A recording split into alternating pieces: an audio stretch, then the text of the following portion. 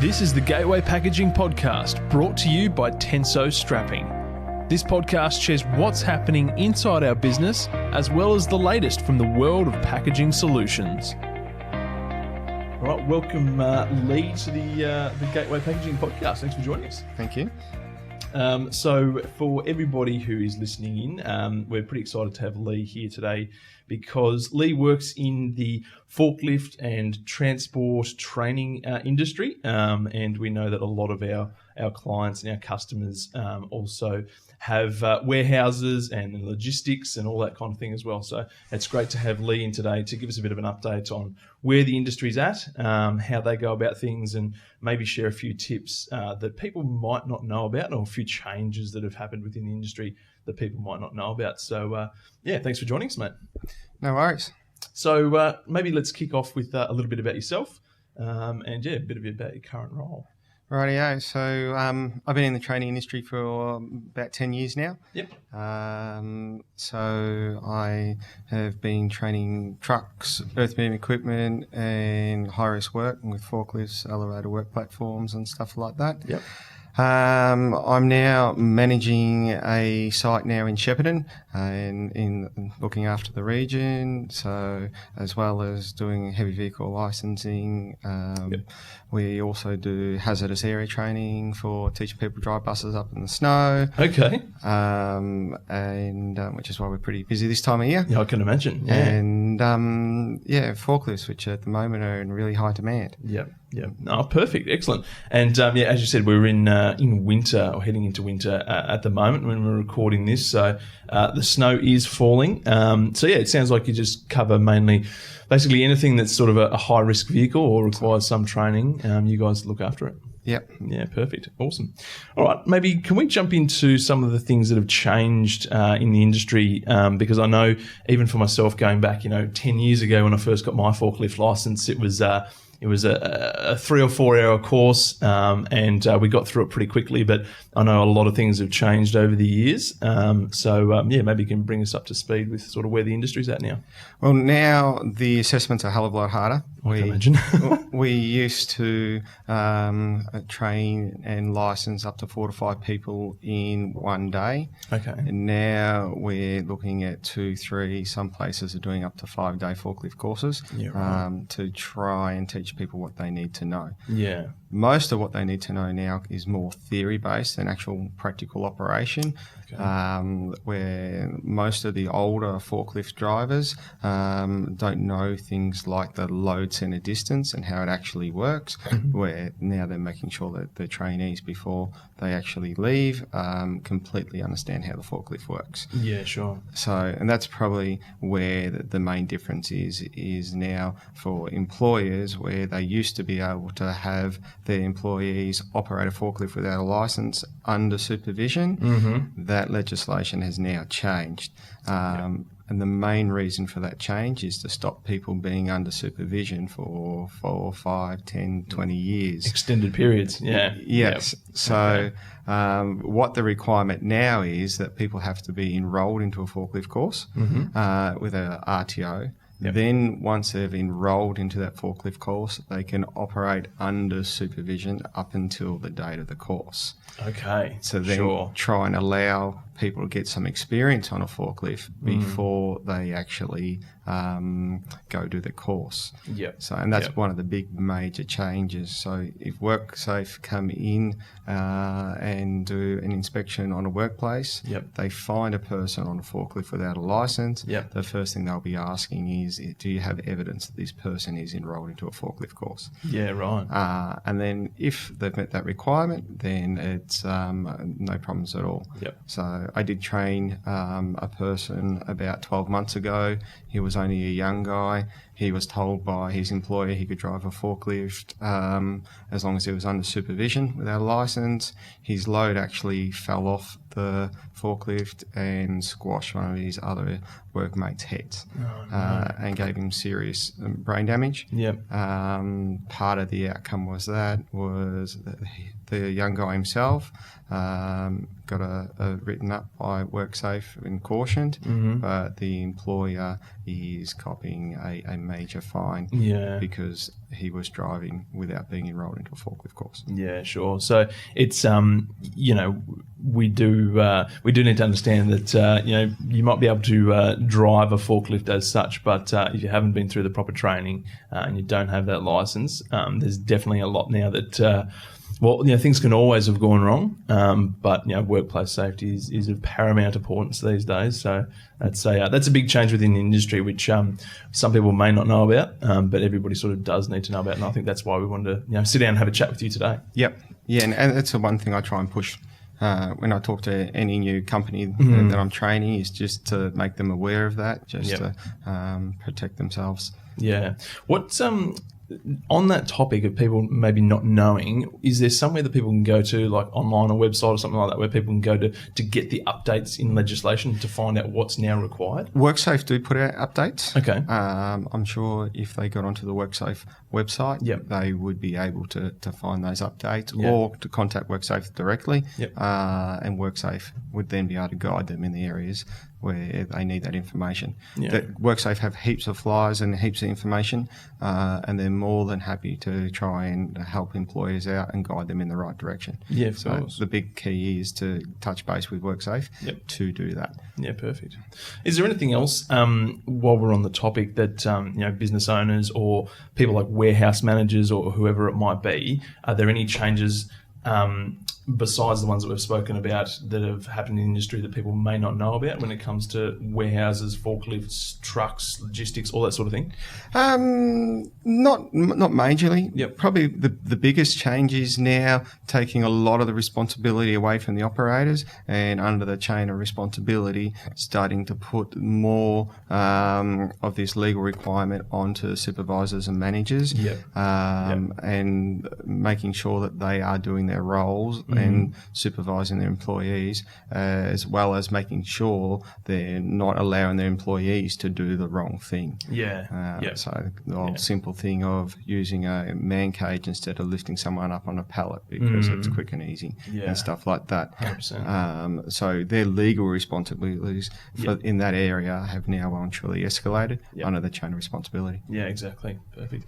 So maybe if you can, let's dive into some of the forklift checks that should be made these days, prior to use, because I know that many people head to work and they, licensed or not, jump on the forklift and away we go for the day.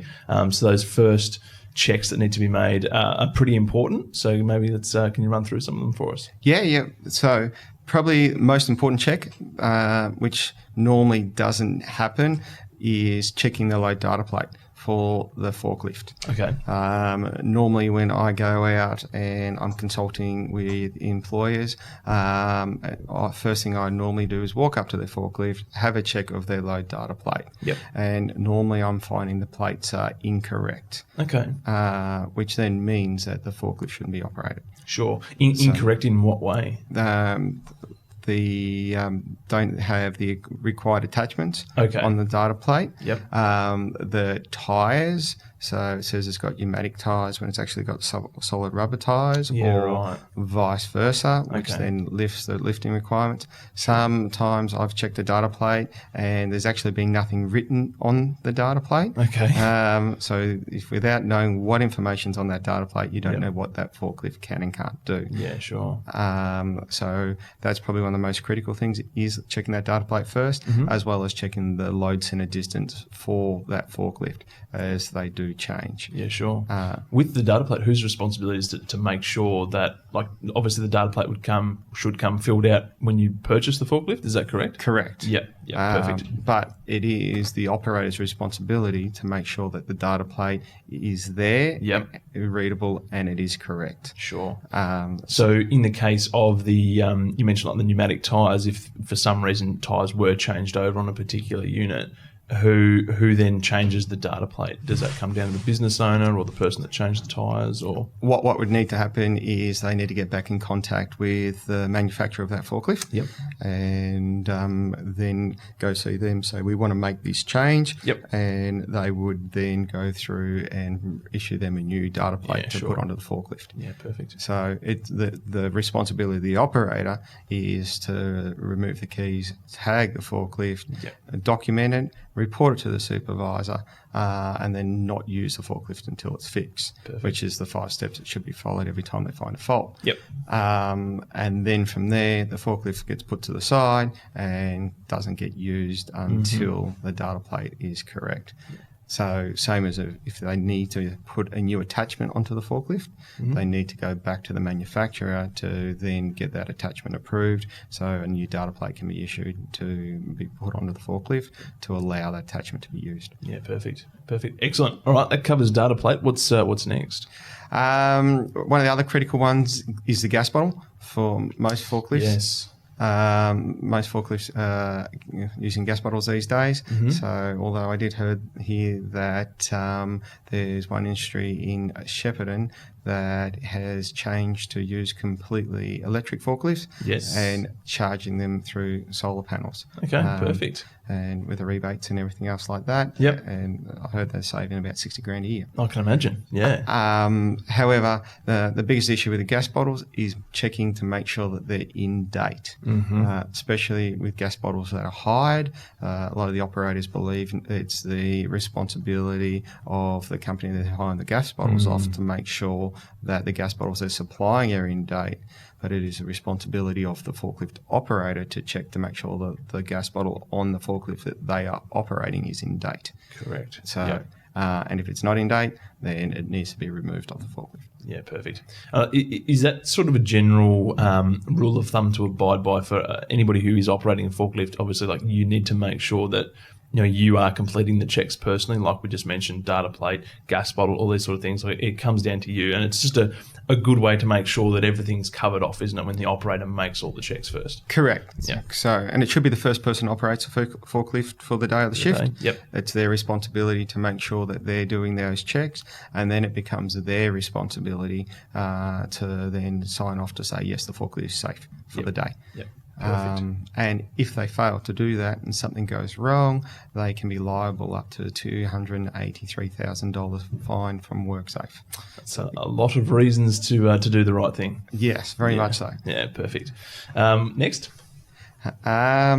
So inspecting your tyres, making sure that they're serviceable, that they are suitable, checking the oils. One of the main thing, or a couple of main ones that get missed is the brake fluid. Usually because it's got a cover over the top of it and people miss it. The transmission fluid, a lot of people don't even know that forklifts have transmission fluid, and because it's hiding under the plate underneath their feet, as well as the radiator. They don't check the radiator because it's hidden behind a cover, or it can be a pain in the butt to check. So it's just easier not to check it. When they're inspecting the tines of the forklifts, they've got 5 checks we need to be making for the tines. We need to be checking the heels to make sure there's no stress fractures in the heels. We need to check the toes just to make sure there's no burrs, so as they're coming in and out of pallets, it's not going to get snagged and potentially pull that pallet down. Checking to make sure that they are evenly spread, and you'll find on a lot of forklifts that they will shift one tine over and then not shift the other one to make it even, which then puts the forklift out of balance. Making sure that the pins are actually locked in so the tines can't move. Again, it's just quick and it's easy to slide it over. That's right. And then, or it's not quite right, so they just leave it where it is.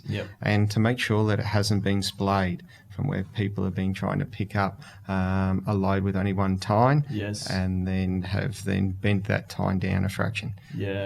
Which is why another good indicator is why you want to check that heel to see if there's any stress fractures there. 100%. Yes. Yeah. Perfect. Excellent.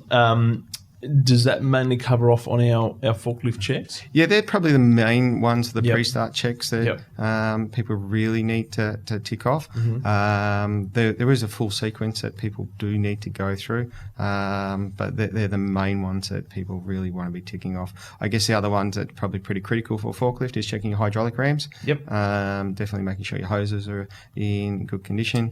They can get up to about 3,000 PSI, if not more. I've seen seen some forklifts with 7,000 PSI rated hoses. Wow. So if the hose isn't in good condition, Yep. then that pressure coming through can be quite dangerous. Yes. As well as making sure that there's no leaks coming from the seals Yep. of the lifting rams, because that's the last thing you want, is to have it collapse down on top of you. Correct. So that's probably another critical one with the pre-start checks that people want to tick off. Perfect.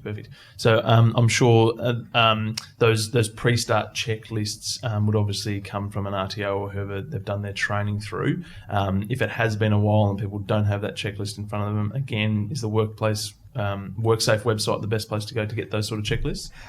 Probably the best place to get them from is a manufacturer. Okay. Yep. So, because Specific to your forklift. correct. Yeah. Yep. Or have a forklift operator who is competent and knows what they're doing to go through and write up the list. Sure. Yep. That would be another way. Or to make their lives really easy would be to come consult with an RTO. Yep. And have one of us come out and go, right, this is exactly what you need to do. Yep. And then we can cover off on the reasons why it needs to be inspected, how it should be inspected, and that way they've got that knowledge, and they can then start to record that data and that evidence to say, yes, they are doing those inspections. Yeah, perfect. Now, we had a bit of a chat prior to yourself coming on the podcast, Leigh, and you'd mentioned something around the change of address with WorkSafe, which I didn't know at the time, was pretty interesting. So I was just wondering if you could cover off on that again for us. Oh, well, what I'm finding is I have a lot of people coming into me and having to undertake a forklift license again because their forklift license has expired. Yes. And the main reason their forklift license has expired is that when they've moved, they haven't notified WorkSafe that they've changed their address, and therefore they have not received their renewal to remind them to renew their forklift license. Once the forklift license has expired for more than 12 months, they have to undertake another complete course. Yeah, right. So, which again could be up to a 5-day course. So potentially on where you go. Yeah. So if their forklift license is expired, it does mean that they can't drive a forklift. But any time up to that 12-month period, they can go and get it renewed. Okay. So the best thing to do is get in contact with WorkSafe. So they can send them out a renewal. And then take that renewal to the post office, complete the documentation, and then they will be able to continue forward. Yeah, right. Yeah, pretty important one there, because I know even myself, having shifted houses a couple of times over the years, it's pretty easy to forget about things like WorkSafe sending you renewal notices. So that's a pretty important one. Yes, it caught a lot of people. So as well as a lot of people have been caught out by thinking that they had a license that didn't expire. To now find out that is now not the case, and that system has changed over.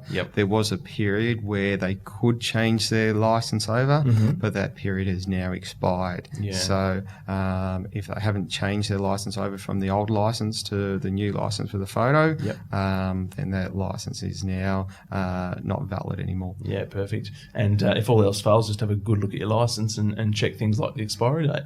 Yes, very much so. Perfect. All right, Leigh, mate, is there any other warehouse safety tips that you could provide just before we let you go? I would probably sit there and say that the putting barriers up. Between operating equipment and your pedestrians. As well as having signed and well lit.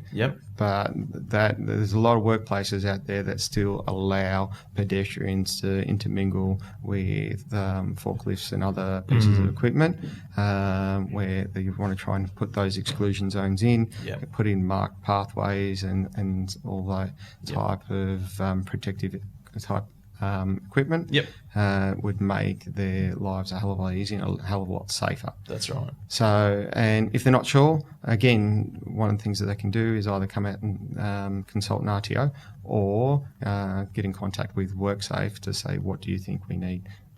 Perfect. It's such an important topic, and WorkSafe month is October, correct? And it's a few months away, but look, every single day that we are at work is important for workplace safety. So it's been great to have you in, mate, and brought everybody up to speed on particularly the forklift and warehouse side of things, because it's a big industry. There's a lot going on. There's a lot of forklift drivers out there. There's a lot of warehouses. So it's been great to have you in and bring us up to speed. No, thanks for having me. Perfect. Thanks, Leigh. All right, thanks. Thanks for listening to another episode of the Gateway Packaging Podcast.